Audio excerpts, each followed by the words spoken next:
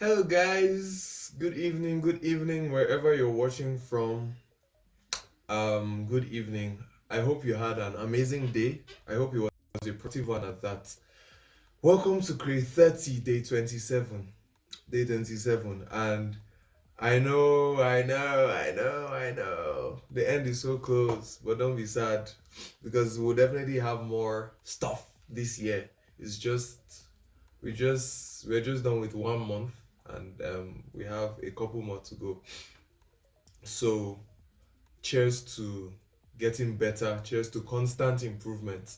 I think the joy of doing things that are worth it, the joy of embarking on stuff that are worth it is that you stare down you stare down things that looked so scary or looked impossible, looked like you couldn't accomplish them. You stare them down there, stare them down in the face and you do them. And one interesting thing I find with accomplishing milestones or doing things that you've never done before is that when you look back, they don't look as daunting anymore. So the fear only resides at the beginning. And once you've crossed that bridge, it doesn't look as scary anymore. So I think this year we can give ourselves permission to do big things, to do audacious things. One, each step bigger than the other, each step bigger than the next. It's a great way to position yourself for opportunities and success and a better time. So yes, that is I think that is more or less a reflection of how far we've come with Grade 30 and what I'm thinking about in terms of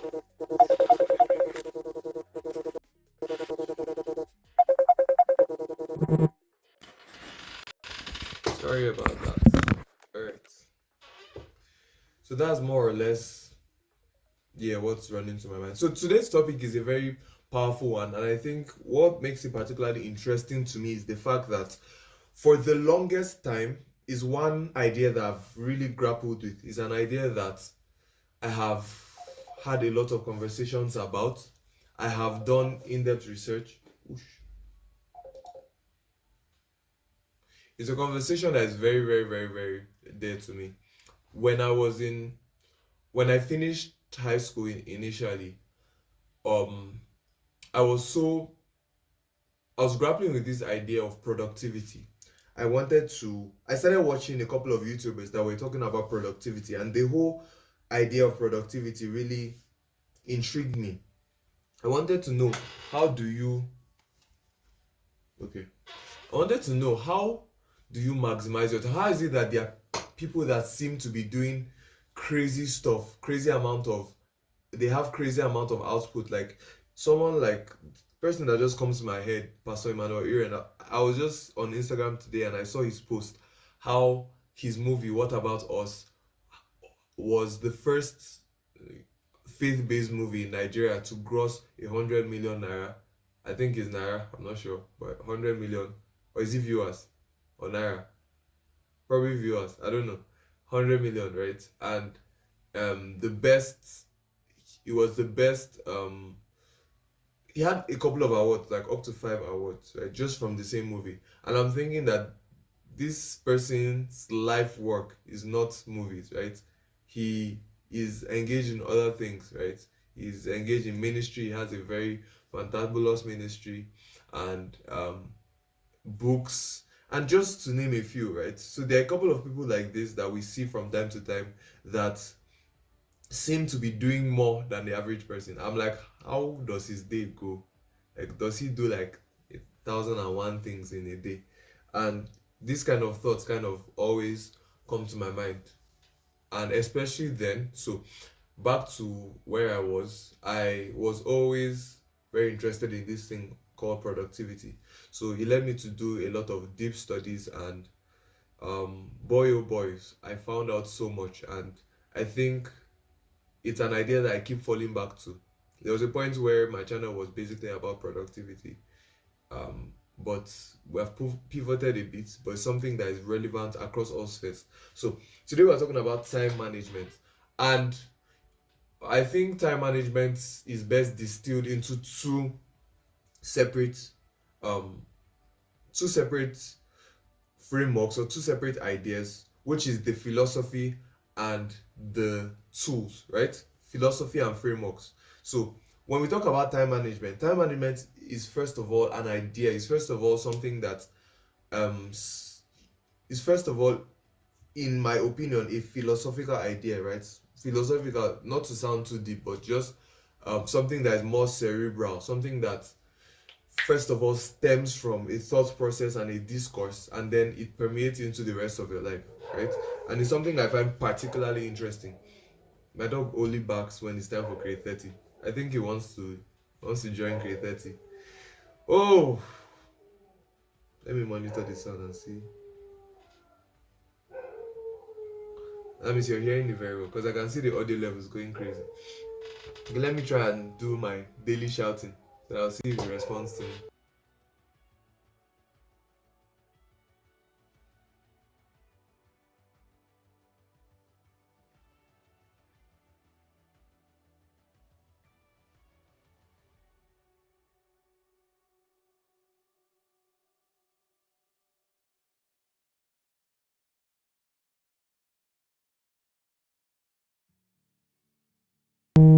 Sorry about that. Oh my days. Alright, so let's go ahead. You guys will have to manage my dog noises because I think he times create 30 times. So I was talking about time management, and it's an idea that I've grappled with a lot. So you you need to distill it into two separate frameworks, right? You have the philosophy and then you have the tools, and we'll start talking about the philosophy, right? So essentially, what is time? I think it's a very interesting idea because it's something that every human being battles with, right? Not just the creator. And it's something that fascinates me a lot. When you think about time, time in physics is defined as the um is the period between two events, right? And it's a very simple definition, but a lot of your life outcome would depend on how well you grapple with that simple idea, the period between two events, right? And we know that our days consist of time, and therefore, if your day consists of time and every day has time, it means how you spend your time every day ultimately determines how you spend your life, right? And it's such an interesting idea because we think about life as this broad idea. Like, life is, I mean, when I talk about life, I'm talking about life as in the time we're spending here on earth, right? It's such, it's not something that we can easily comprehend. Like, what is the span of my life? Nobody knows when they are going to exit this side of eternity. So to think that the very essence of your life can be distilled down to seconds, minutes, hours. It's interesting, and I think it's something that if you pay attention to, you are able to make the best of it. So, how exactly do you pay attention to time? First of all, you have to understand that time is truly valuable. Time is truly valuable. Um, Time is not just an idea that does not affect you. It is truly valuable.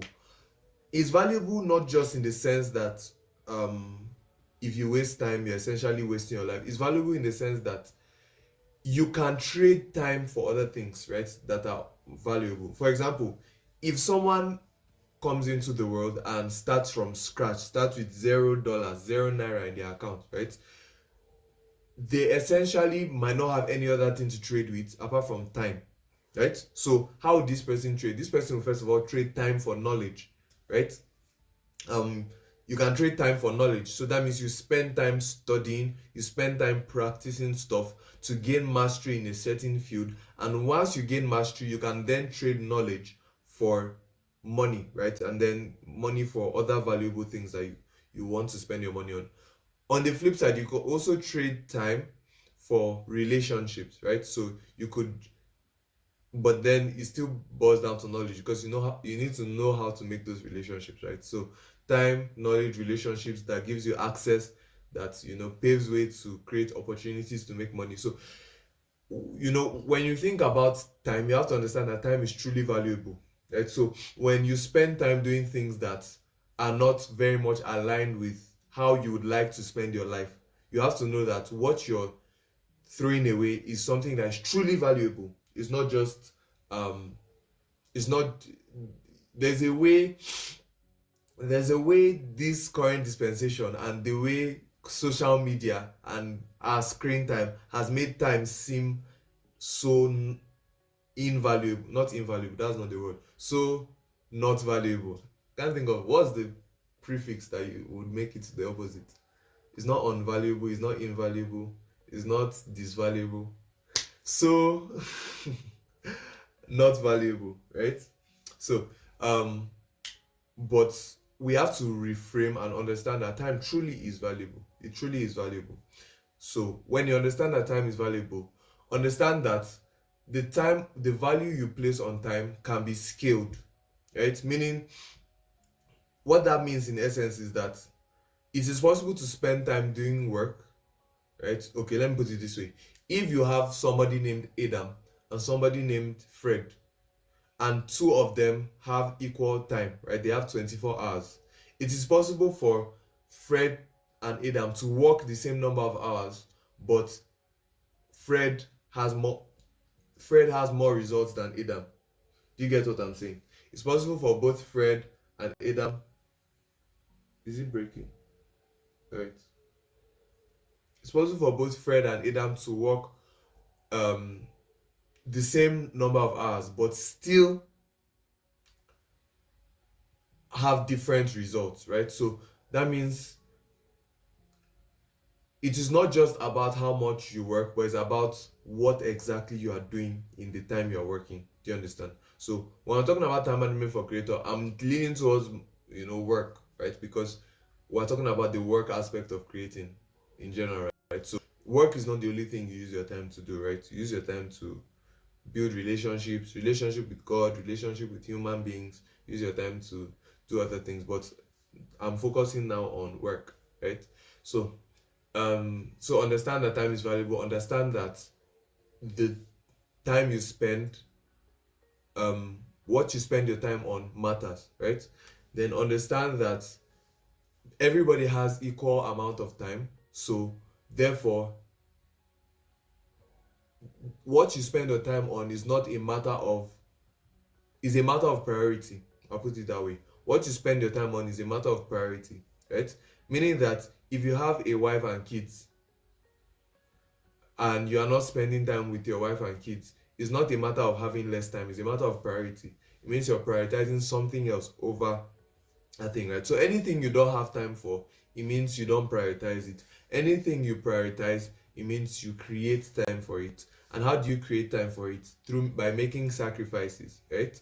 So if, for example, your creative goal requires you certain number of hours to maybe shoot or edit, and you find that you're not having enough time for that, it's a matter of priority. First of all, how important is it to you? Second of all, what else are you spending time on that could be less important?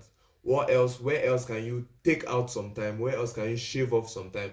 Where can you make sacrifices? So it is possible to make sacrifices in service of what is your priority, right? So let's look at a couple of, now that's the philosophy, right? So I think with these four things, you have a good mindset to approach whatever tools you have. Because let's face it, if you don't have the right mindset, you can have 1,001 frameworks, 1,001 tools out there. There are so many time management tools and hacks and tricks and techniques, but if you don't have the right mindset, none of them would actually work for you, because you might not come to value time in itself. You might come to be so lax about how you spend your time. So that's why we went through the philosophy at first. So now let's look at frameworks. And when we're looking at frameworks, I'm basically walking you through some things I've done over the years that have worked, right? And I know, and I'm very much aware that there are so many tools and tricks and frameworks out there, but I'm telling you what has worked for me, what has genuinely been tested, because Trust me when I say, for the past, I don't know how many years, I have been obsessing over and testing different time management hacks and techniques. So what I'm sharing with you has actually worked for me. So the first thing, and most of them will sound basic, but they're truly powerful. The first thing I would like to talk about is the calendar and time blocking. The calendar and time blocking. The calendar is a powerful tool, and when I say the calendar, I'm referring particularly to what I use, which is Google Calendar. But of course, there are other calendar services out there. The calendar is a pretty powerful tool in the sense that you can digitally plan out days to come without being in those days, right?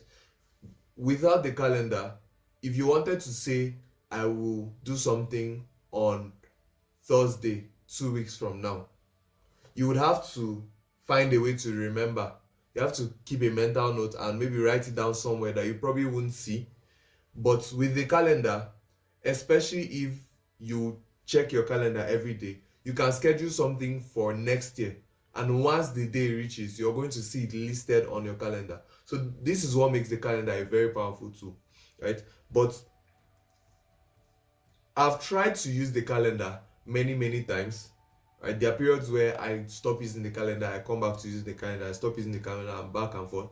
And I think for now, I've been using my calendar every day, and I discovered one small hack, one small secret, one small secret that will make you not to just schedule a bunch of calendar ideas or schedule a bunch of repeated tasks and then not never come back to your calendar, right? And it's very simple. If you're using your calendar, you have to use your calendar for everything, right? If not, you won't come back to it. And when I say everything, I mean, for example, if you go to school, literally your timetable should be on your calendar, right? So on my calendar, I won't show you my calendar now, but on my calendar, my school timetable is on it, right? So you have on Monday PLR, whether it's Chem 102, Physics 102, or whatever the subject is, right? You have that on your calendar. So you can even schedule recreational activities. You can schedule anything really that is important to you that you believe should be a repetitive task, or you want to block that time out on your calendar.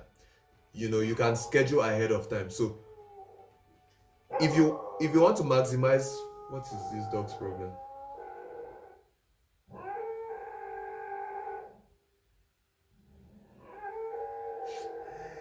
I can't tell whether it's hungry. It can't be hungry now. What is it? Oh my god. So I hope you can manage. Let me know in the chat if you can manage. Alright.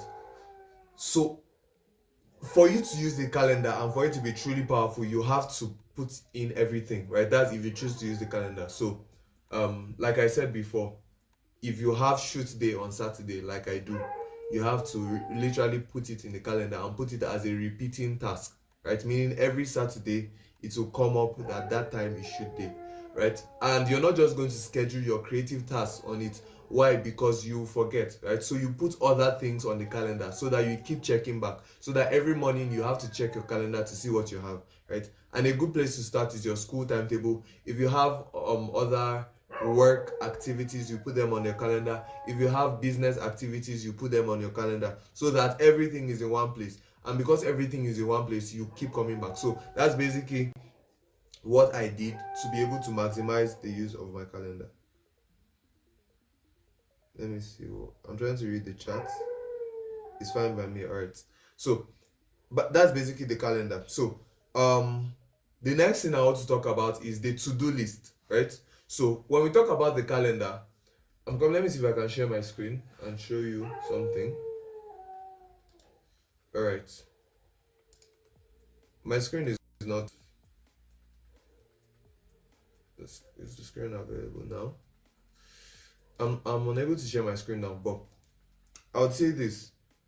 What you use your calendar for is for broad repeating tasks, right?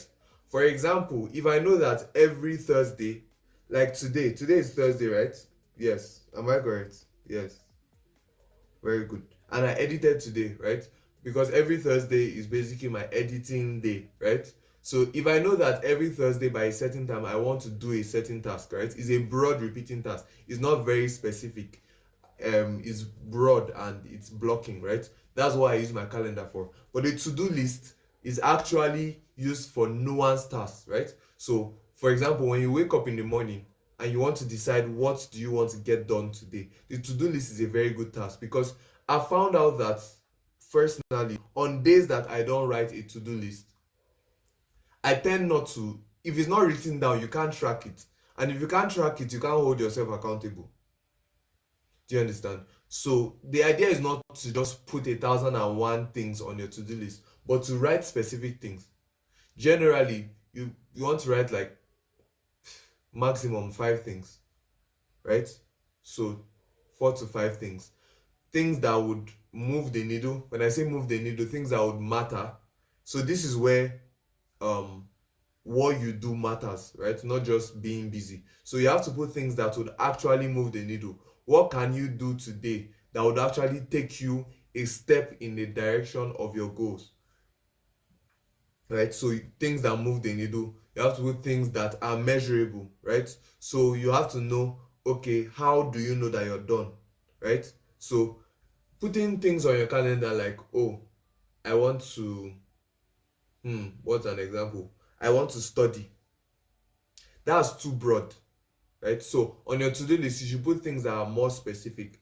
For example, you should put things like, I want to study one chapter. Okay, for example, on my to-do list today, I wanted to study a topic in physics. So I wrote finish elasticity, right? Because I already started studying it. So that's an example of using, having specific items, right? So things that move the needle, things that are specific, and ideally you should also designate time to these things, right? So study physiology for 2 hours, right?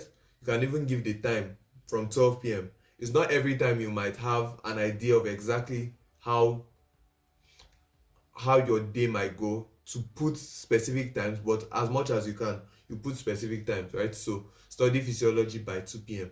That should be it. So take 4 to 5 things that you want to do every morning. I've heard the advice many times that you should write your to-do list the night before, so that, and you should make it a daily thing, right? So that you build it into a habit. But personally, I write my to-do list in the morning, right? I've not been able to write it the night before. I usually read before I sleep, and I usually sleep off on whatever book I'm reading. So I tend not to adhere to that. So what works for me is writing it in the morning, right? So after I have my devotion, I just settle down and write my to-do list, and I try to do it every day as much as possible. And I try to actually do the tasks that are on my to-do list. That's why you have to make it sizable. You have to make it something that you can measure, something that you can actually hold yourself accountable to. Something that, so if I write study chapter 1 of biochemistry by 2 p.m.,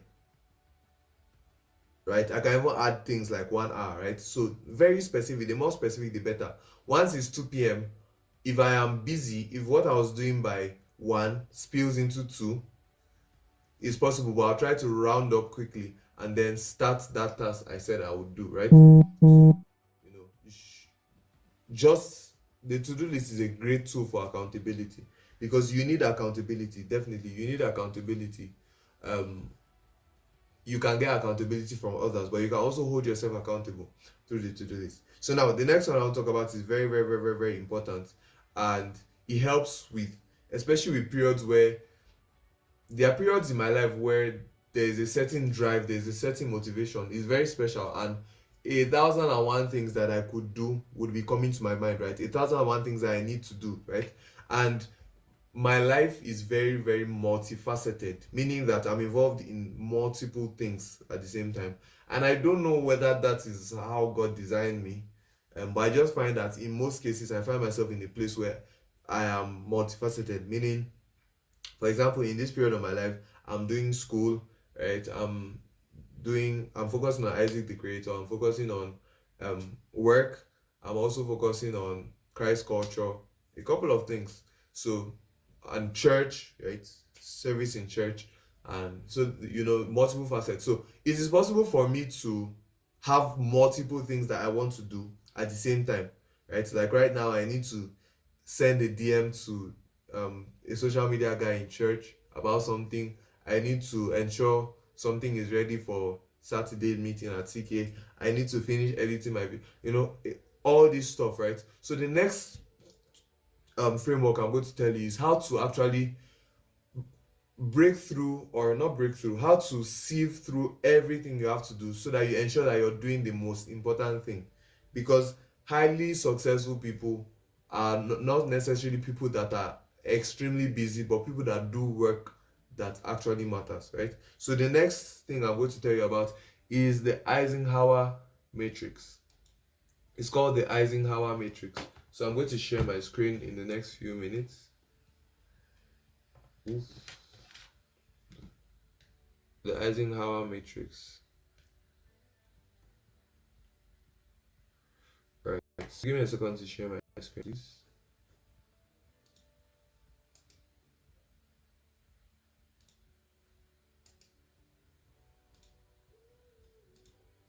Okay. Where is it? Alright. So this is my physics class, but let me go to Isaac the Creator, new page. So we call it the Eisenhower matrix. And what is this? Basically, Eisenhower is somebody's name, probably the guy that invented it. And matrix is basically like a quadrant, right? So this is the Eisenhower matrix. So on this side, we're going to write, let me write it in red. We're going to write importance. We're going to write important.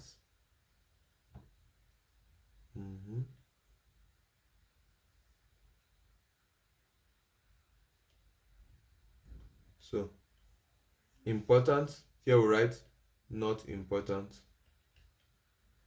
You can draw your own as we're doing it. Not important. Here you write urgent, and then you write not urgent. You understand? So if you have a lot of tasks, you might not necessarily do this every day, but if you have a lot of tasks to deal with and you want to sieve through them to know what to start with, and what to delegate and what not to do, what to schedule, you use the Eisenhower matrix, and it's a very helpful tool. So now the way you read the quadrant is basically this way, right? Anything that is in this box, oh no, is this how to do it? No.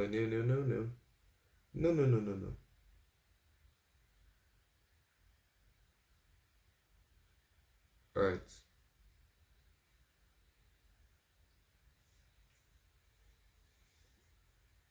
I made a mistake. Let me do it again.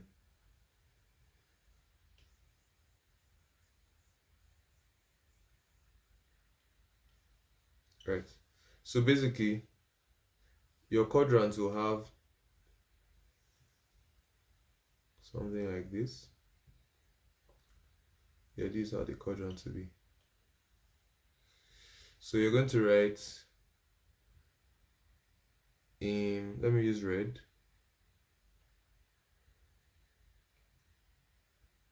Important, not important. Then you have urgent. I have not urgent. So this is how it is, right? And basically anything that belongs to this quadrant is important and urgent. What does important mean? Important means it actually moves the needle. It matters, right? It is crucial. It is something that is of high importance. I'm sure you know what that means. Not important means it does not necessarily move the needle. Okay, so I'll put important as a task that only you can do. Let me put it that way. A task that only you can do. A task that requires only your expertise, right?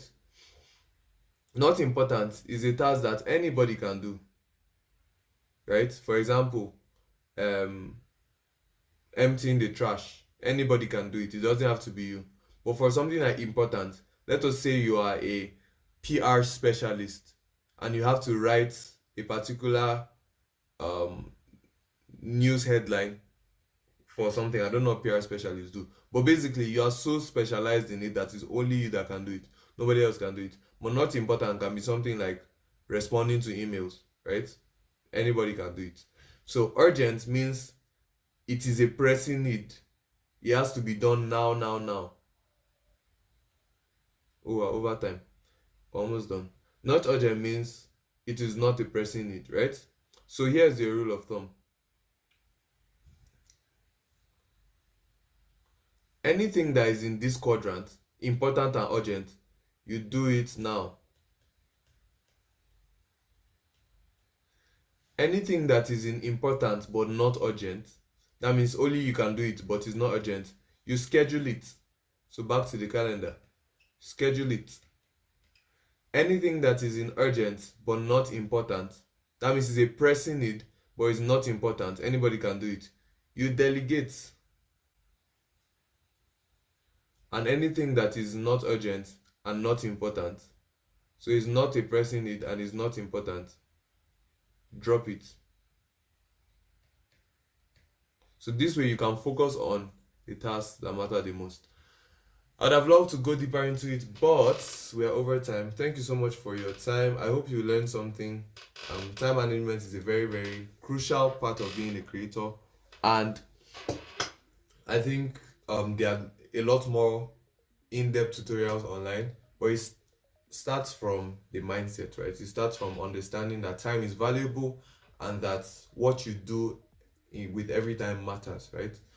So especially when it pertains to work, we want to maximize every time we spend working so that whatever time we spend outside of work, we can also maximize it, right? Because we have done the most important stuff.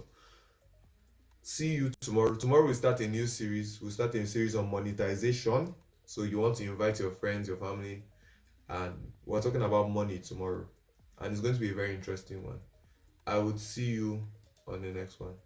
Bye bye. How was today's session? I hope you enjoyed it. If you did, please don't hesitate to let me know in the comment section. Now, to ensure that you put everything you learned into practice, we are building a community of creators just like me and you that come together to keep each other accountable, to share ideas, and to grow together. The name of this community is called Kreate Community. To be a part of this community is simple and it's free. All you have to do is click the link pinned in the live chat or the link in the description.